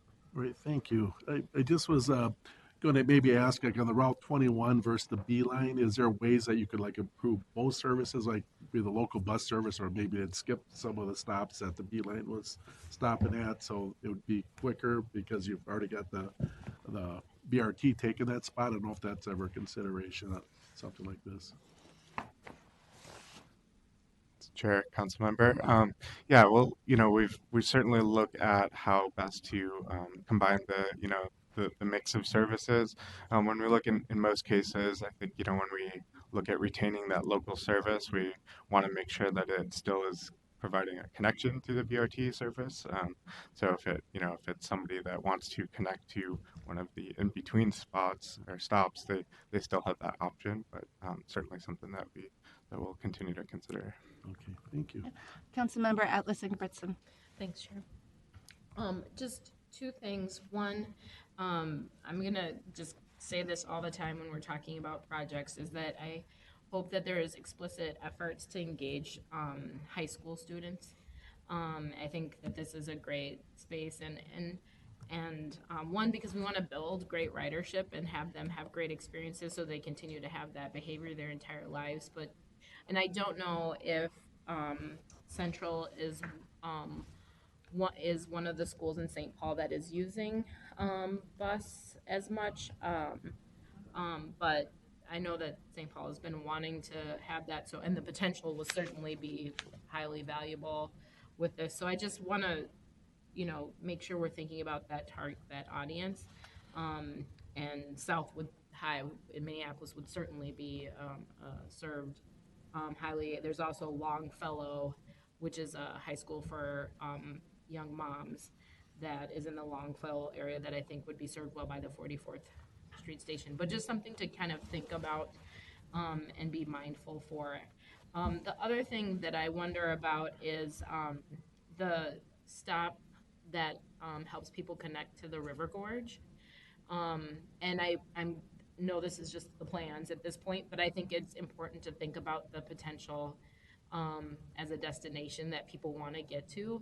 And I don't know that Otis is the best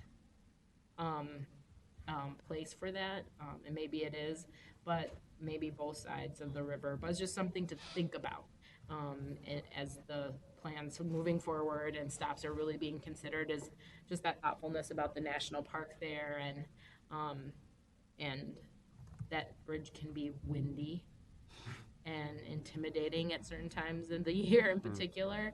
And so it might behoove or be an opportunity that would serve people's destinations and desires around connecting to the national park in that location. And I think about like density of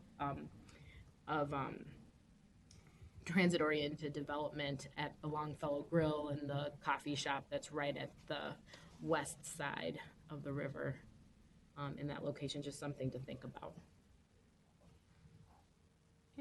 Adam, do you want to speak a little bit to the outreach to high schools that is in the plan right now? Sure, I think there's yeah. a pretty robust amount of work there. Yeah, we're looking to do some more targeted outreach to both high schools and higher education facilities along the corridor, and we, kind of working through our existing programs and the kinds of outreach that we do regularly with those kinds of institutions anyway. But certainly, it's been something we've been keeping in mind. We held one of our open house meetings at South High School, and we're able to be setting up right as school ended, so got some drop-in students who were curious about what was going on, and so had a chance to chat with them then. But certainly that's something that we'll be keeping in mind moving forward as well. Thanks, and thanks for mentioning. Glad it's happened. I think if it's also really helpful, and we've seen this, I know, and it's clear that you've done a lot of, and a lot of our projects have been using non-traditional methods for engagement, but they're often not reflected in the visuals that we see in presentations, but those are also the visuals that the public sees as well. So I think if you're out talking with high school students, and doing some of these other things, doing the pop-up at a bus stop, I want to see those photos too, just so that if we see it, then other people will accept it as normalized behavior, right? And so if we need to pay for extra photographers to go to an off-site location for a meeting or whatever, I'm down with that, Wes. Wes will be your photographer in your non-traditional location. Is that an iPhone? What? No, we won't get into what type of phone you have. But and I think it's important to be explicit that when we want to get young people's input, we have to be thoughtful about the space that we're in, and that it's invited and meant for them.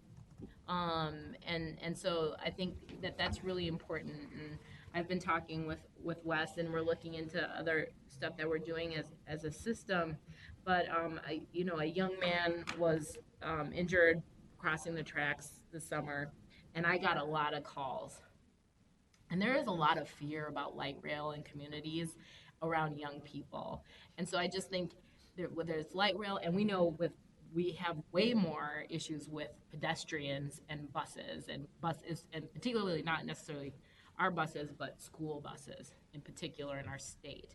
So I just think that there's a really good importance for us to be intentional about having spaces that are meant for young people, where they're put in an environment where they're empowered to share.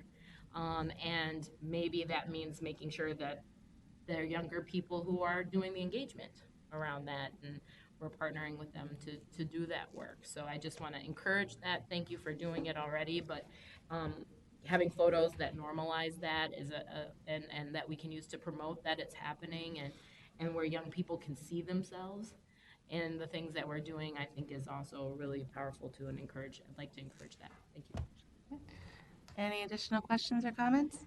I just have a comment, and I say Director Thompson and I are looking here as we were chatting a little bit, and how many places this connects with other elements of our transit system.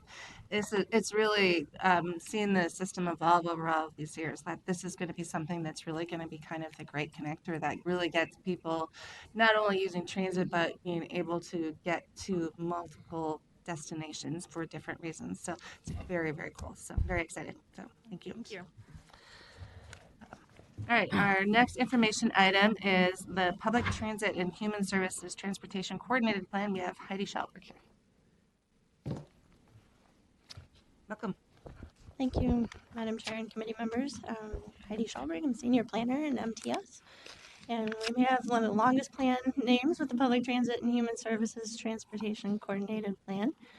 Just here to provide you a little bit of overview of this before you see it earlier in 2020. This plan is designed to help us identify opportunities to improve different transportation services in the region that serve older adults and people with disabilities specifically, as well as trying to encourage coordination among these different services. These services are both public and privately provided services, so ranges from like our fixed route transit system, such as what you've been hearing about tonight, our paratransit with Metromobility, Dial Ride with Transit Link, but also other services like shuttles that are provided by nonprofit groups and different organizations, taxis, and volunteer driver programs. So there's really a wide range of services that people sometimes have access to and need to help them get to where they need to go. This is a federally required plan and also serves kind of a support role as well as far as supporting other planning that's being done in the region, both at our county levels and at the state. This plan update will be the third time we've done the plan. The current plan that's in place was last done in 2013, and the first one was done in 2007. The plan has a very specific application in that it's intended to guide investments that are made in the region for federal transit administration funds that are designed to improve mobility for older adults and people with disabilities. So this funding is often referred to as Section 5310 funding for the section of the code that relates to it, and MnDOT administers these funds on a competitive basis throughout the state.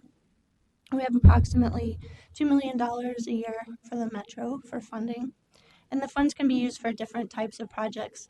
Some of the most common applications for us in the region are purchasing vehicles to provide services, actually providing services through nonprofit shuttles. Less common approach is using it for infrastructure improvements such as sidewalks or accessible pedestrian signals. And one of the emerging areas for our region has been to use the funds for mobility management. And what mobility management is basically services that kind of have twofold approaches. They help connect people to the services that work best for their needs and also work to coordinate providers and different services into a more efficient system. So they do a lot of work a lot of times on working with scheduling and payment, things that may be kind of more behind the scenes. So for this plan update structure, we're working with a steering committee to help us guide the plan update. We have 14 core members on that committee that represent counties, MnDOT, Metro Transit, MTS is represented on that for both Metromobility and Transit Link. We have Department of Human Services, Minnesota Board on Aging, Minnesota Council on Disability, nonprofit service providers, and Minnesota Council of Health Plans. They've met 3 times during this plan process, and one of their meetings was actually a larger stakeholder workshop that we held in August to help us really identify what the current barriers and challenges are for both providers and riders in the region, as well as strategies to help address those needs. We're also, that workshop included additional representatives from advocacy groups such as the ARC in Minnesota, service providers, senior groups, and members of the Council's Transportation Accessibility Advisory Group, which we've involved throughout the plan process as well. So we've initially, since that committee is designed to represent and advise the Council on these 2 different population groups, they've been a great resource for the development of this plan. So we presented to them in May when we were starting this process. They were all invited to the workshop, and some of the members were able to participate, including some of the members who are writers of different services. And then we met with them earlier this month to review some of what we heard at the workshop, and we'll be going back to them in November as well. Really, kind of the core of the plan involves 4 different sections, kind of demographics, who's in the region, and kind of existing services at a higher level of the different services that are out there and changes that have happened since the last plan. And really the core of the plan is to identify the barriers and challenges that are faced in the region, and then strategies and work that needs to be done to address those. Through the workshop and the process that we've gone through, really none of the barriers that we've heard are any great surprises. A lot of them are common from the last plan. I just wanted to run through there are more barriers and challenges that will be outlined in the draft plan, but kind of the highest, most commonly supported ones were lack of adequate funding, while needs are increasing as well. Lower service levels, or in some places of the region, no service levels, this especially in evenings and weekends can be a challenge. Limited same-day service, especially accessible service if that's needed, and especially for people with lower incomes, that can be a challenge. Service fragmentation, or basically some services not being coordinated.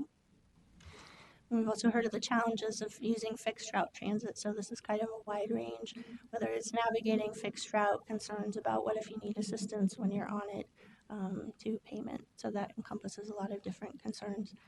And then limited awareness is a kind of large bucket that really had kind of 3 main themes. One of these can apply to drivers that may not have full awareness of the range of types of disabilities, and then the different needs that kind of come along with those different types of disabilities.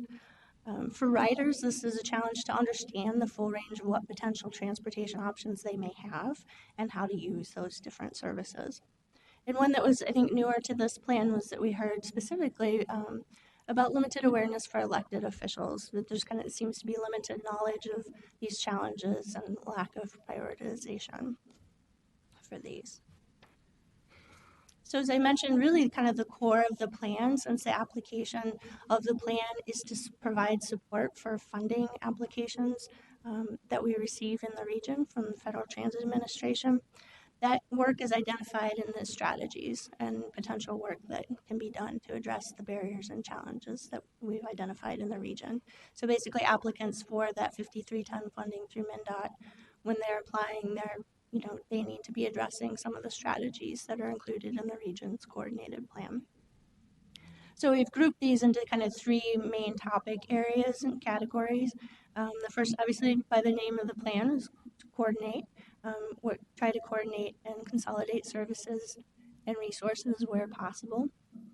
So this can take a lot of different forms. This may be sharing vehicles among different programs, as well as providing the mobility management programs that I mentioned. That's been an area that the region has done a lot since the last plan.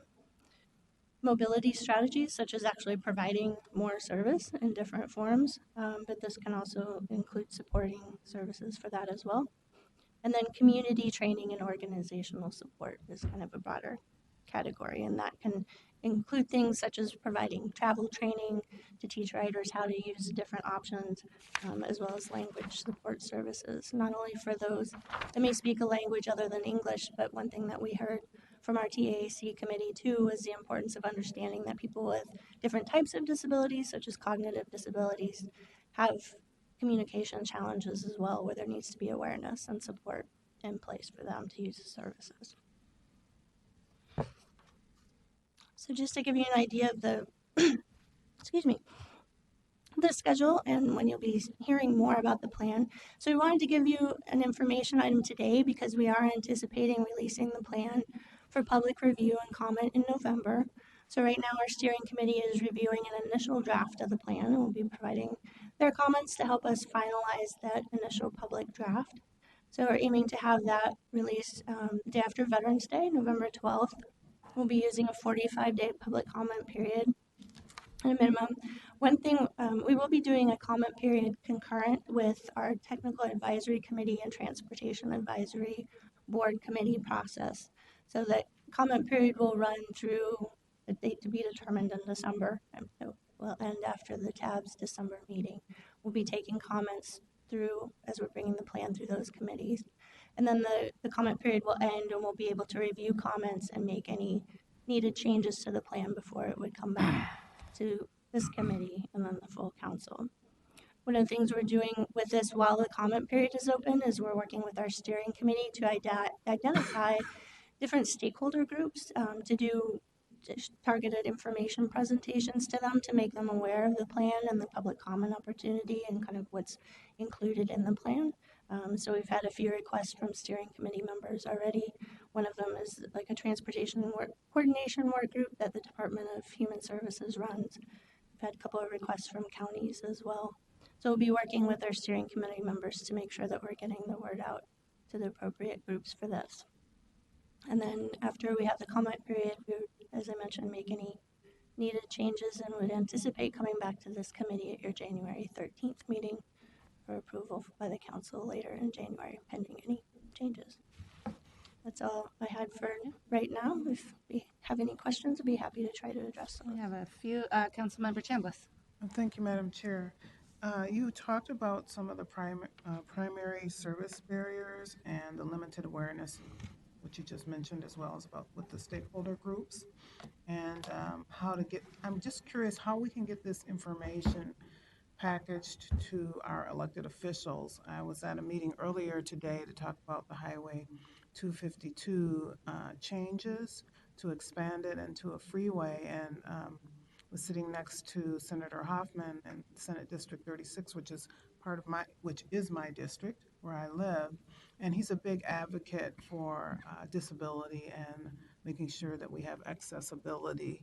And his question was kind of more, how do I get access for these services? Is that included in equity? And I said, let's have a conversation about that, because that question, it keeps coming up.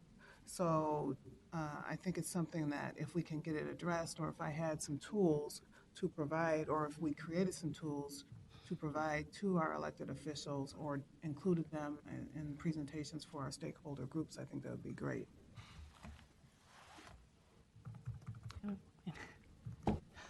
Madam Chair, Council Member, yeah, I think there's a lot of opportunities there that we can target them for awareness of this plan, but I think it's probably broader than that about and kind of working with you, what kind of information you think there for both the services the council provides that can maybe meet some of those needs, but then all these other providers, be they nonprofits or the county services, there's a lot of different players there that we probably need. This plan maybe will help us bring together a kind of a framework of all these, and then we can use that to build information. So I think that's a takeaway we can take from this. I think some of that information would be good. It's even our TAC group or our advisory committee has geographic representation, and so it's a chance to get information back and forth, whether there's questions up to us or information out to the public, and figure out how to do that. For sure, thank you. Councilmember Atlas Ingebrigtsen. Yeah, we've talked about this as a council really early on, but I'm just thinking about, inspired by the group of young people who was working with the Citizens League around how do we really make our systems more accessible, and just thinking about the dynamics of who is on TAC and TAB in particular, and who isn't, the voices that aren't there at the table. I'm just wondering, what's the potential for hosting a public hearing offsite, or other ways of collecting input where we're in a space that's a lot more accessible and or in multiple locations for public hearing, especially for a population that's impacted by limited mobility. And could that be layered in partnership with maybe some of the community organizations or community groups that bring those populations together, or in locations where they are? I don't know who that question is directed to exactly, but Madam Chair, was this around this plan or a broader? I mean, all I of our think this public? is this particular plan is what made me think. I think Right. it's a both and, Right, but today about this plan, just given we're talking about accessibility and or populations that it is harder for them to get to different locations. especially like a downtown during rush hour kind of situation. I don't know what the dynamics would be of this particular meeting, but it just seems like a good candidate for thinking about when could we do some innovative work around this.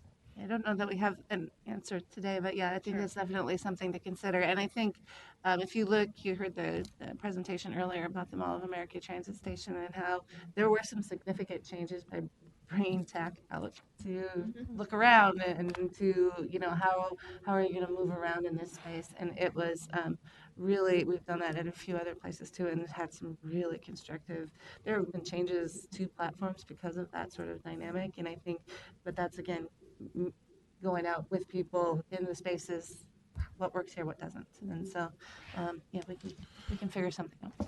And Madam Chair, members, I think, you know, our Transportation Accessibility Advisory Committee was originally more designed for the Metro Mobility Service input, but it is much broader in terms of what information that we bring to them for their advice and their representing. So in some sense, we have this really great asset in that committee that really informs and helps us connect the different. So depending on what the issue that we want public input on, that's often a place we go as a starting point to get input or to connect to another place. And then our communication staff is always designing that public outreach in a way to try to be different, depending on what's the project or the plan or what. So it's just something we take advantage of, I think. So perhaps we should maybe pose this question to TAC of where would be good places for some public engagement options. I don't know. Yeah, I mean, they may not, maybe they know or maybe not, but I think there's people with disabilities, and I think and in the context of older adults, you know, aging is a process that sometimes is surprising. Right? That's been my fall, surprised by mid-40s arthritis. But anyways, but I think about my father, for example, make use of my family. You know, you retire and 5 years later you realize I don't think he's really quite come to grips with, you know, what his needs can and cannot do. You know, and so sometimes they don't see themselves as being disabled, and I don't know that they need to, that needs to be their primary way that they identify, to still need supports for better accessibility or better design. So I just wonder, given the way that this is talked about as older adults and people with disabilities, and I don't know that people always identify on that spectrum as someone having disabilities. I don't frankly think my father would, although he definitely has much limited mobility. I think it's hard to come to terms with that as a person, but there's lots of older folks who have, you know, varying levels, and I just wonder, would it maybe also be a place where it's not necessarily just the disability community, but we have so many wonderful facilities where there's older people who are living in those facilities, and retirement communities, and whole, you know, areas. I think of Maple Grove, like downtown Maple Grove, for example. Air quotes about downtown, I think they call it downtown, but like that's a place where you have a lot of people moving to who are older and are still active and getting around, but have different needs. So I just think it's important maybe not to put those two groups so uniquely together, because I don't know that they identify so uniquely together, but there could be also maybe some understanding or listening from an older population that has unique needs or thoughts that we're not really thinking about. And given the sheer size of that number of the population, it seems to me that might be worth kind of exploring that a little bit. But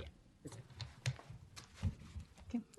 Madam Chair, remember if I can just follow up too, that is an ongoing conversation that we're having with our steering committee too, as far as those opportunities. So as I mentioned, some of our steering committee members are nonprofit service providers. So we're always kind of looking for ways to go to where people already are, rather than, you know, having to get them to come to something we're specifically doing too.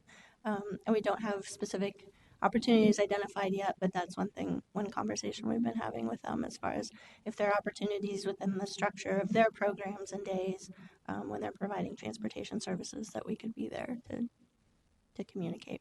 So we're continuing to look for those opportunities. And we also have other partners that we've worked with in some of our other work that we're following up with, such as far as leading age, because your point is correct, where they're two distinct populations. Sometimes there's some overlap with people with disabilities, but it's both groups, older adults, whether or not they have disabilities, and people with disabilities of all ages.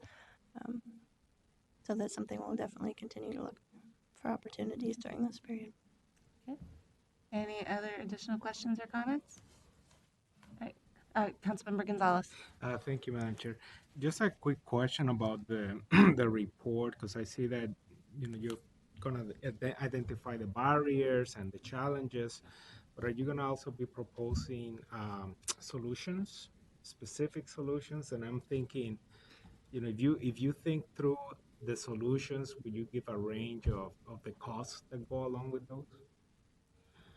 Madam Chair, remember, so the strategies, as I mentioned, those are intended to be kind of higher level, like identify potential work. We don't have costs associated with those in this report. There's such a wide range of potential work that could be involved, from working on technology coordination, and it can be done at a lot of different levels too. It might be applied at a county level versus regional level.